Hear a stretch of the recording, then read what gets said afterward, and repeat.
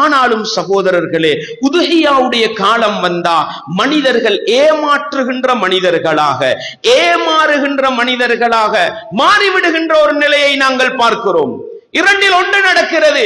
ஒன்றில் ஏமாற்றுகிறார்கள் உதுஹியாவுடைய ஆடு மாடு என்ற போர்வையில், அல்லது நாங்கள் ஏமாந்து விடுகிறோம் உதுஹியா கொடுக்க வேண்டும் என்ற போர்வையில். இஸ்லாத்தின் அடிப்படை என்ன சகோதரர்களே? ஃபகுல் லா ஹிலாபா. இஸ்லாத்தின் அடிப்படை இதுதான். அல்லாஹ்வுடைய தூதர் ஒரு நபித்தோழர் வந்தாங்க. அல்லாஹ்வின் தூதரே, பிசினஸ் செய்கிறேன், கொடுக்கல் வாங்கல் செய்கிறேன், அதிகம் ஏமாற்றப்படுகிறேன். அல்லாஹ்வுடைய தூதர் சொன்னாங்க, ஒப்பந்தம் பண்ணு, ஃபகுல் லா ஹிலாபா. ஏமாற்று நடந்தால் பிசினஸ் இல்லை. இன்னைக்கு நாங்க உதுஹியான்ற பேர்ல ஏமாற ரெடி, உதுஹியான்ற பேர்ல ஏமாற்ற ரெடி. இதுக்கு காரணம் என்ன தெரியுமா? எடுக்கிற மாடு நூலுக்கு எத்தனை கிலோ ஈக்கிண்டு விளங்கணும், எடுக்கிற ஆடு நூலுக்கு எத்தனை கிலோ ஈக்கிண்டு விளங்கணும். அவசியமா? உதுஹியாவுக்கு கிலோ கணக்கு அவசியமா? இல்லை சகோதரர்களே. எத்தனை கிலோ இறைச்சி வரும் முக்கியம் கிடையாது. சஹாபாக்களுடைய காலத்துல ஆடு மாடுகள்ன்றது அவர்களுடைய சொந்தத்துல இருந்தது, வளர்ப்புல இருந்தது. அவர்களை நோக்கித்தான் உங்கள்கிட்ட இருக்கிற ஆடு மாடுகள்ல அல்லாஹ்வோட பேரை சொல்லுங்கன்றான் அல்லாஹ். இன்னைக்கு எங்களுக்கு ஆடு மாடு வளர்க்கிற சூழல்கள் குறைவு, அதனால வாங்கி கொடுக்கிறோம். இதை பயன்படுத்தி ஒரு கூட்டம் ஹஜ்ஜுடைய சீசன் வந்தா ஏமாத்த ரெடி ஆகுறாங்க. நாங்க ஏமாற ரெடியாகப்படா.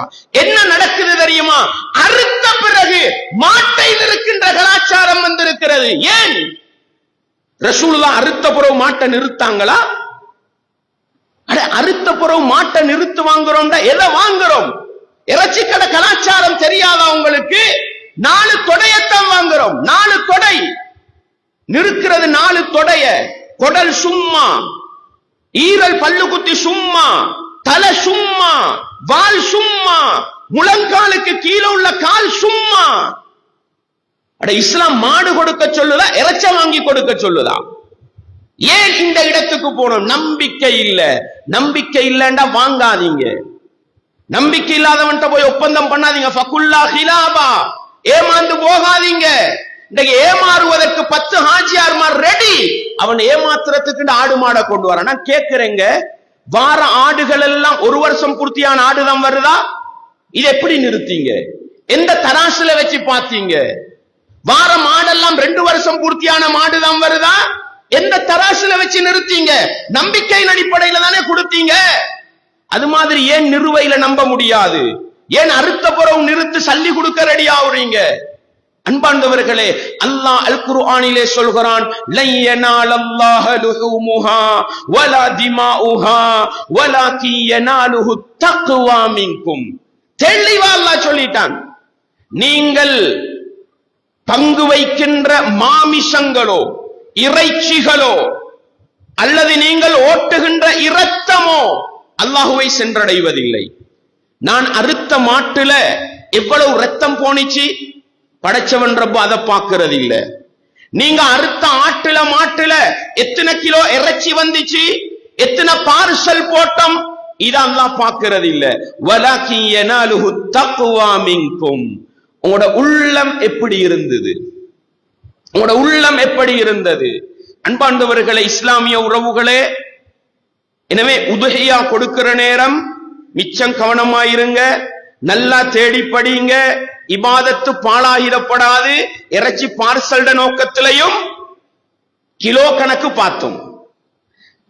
அறுக்கும் பொழுது உங்களோட சொந்தத்துல இருக்கட்டும் ஆடு மாடு. அறுத்த பிறகு பிரச்சனை இல்ல. நான் சும்மா கேட்கிற ஒரு கேள்வி சிந்திப்பதற்கு, நீங்கள் ஒரு ஆட்டை கொண்டு வருகிறீர்கள், ஒரு மாட்டை கொண்டு வருகிறீர்கள், பெறற்ற நேரம் மாடு செத்துச்சு. இதுக்கு யார் பொறுப்பு? இந்த விலைக்கு யார் பொறுப்பு? நிறுக்க முன்னுக்கு மாடு செத்து, அறுக்க முன்னுக்கு மாடு செத்து, யார் பொறுப்பு? அறுக்கிற நேரம் உங்களோட ஹக்கில தானே மாடு இருக்கணும். ஏமாற்றப்படுவதனால் அதுக்கு தீர்வில்லை இல்லையா? இந்த ஒரு சில இடங்கள்ல வச்சிருக்கிறாங்க, முழு மாட்டை மேத்தி நிறுக்கிறது, நிறுத்து சல்லிய கொடுத்துவாங்க. நிறுவ முக்கியம் இல்ல. கண் பார்வைக்கு நல்ல மாடாய்க்குதான் 1 வருஷம் பூர்த்தி 2 வருஷம் பூர்த்தி விளங்குதான் மாட்டுக்கு, அல்ஹம்துலில்லாஹ் எடுத்து அறுத்து போடுங்க. எனவே அறுக்கும் பொழுது உள்ளம் எப்படி இருக்கிறது? நான் அந்த ரப்புக்காக கொடுக்கின்றேன். என்னுடைய இபாதத்தை நான் ஆட்டை கொடுப்பது போன்று, மாட்டை கொடுப்பது போன்று என்னுடைய முழு வாழ்க்கையையும் இஸ்மாயில் நபி கொடுக்க தயாரானது போன்று அந்த ரப்புக்காக கொடுப்பேன் என்கிற அந்த ஈமானிய உணர்வும் அந்த இறையச்ச உணர்வும் தான் வர வேண்டும் என்ற பாடத்தை நானும் நீங்களும் மறந்துவிடக் கூடாது.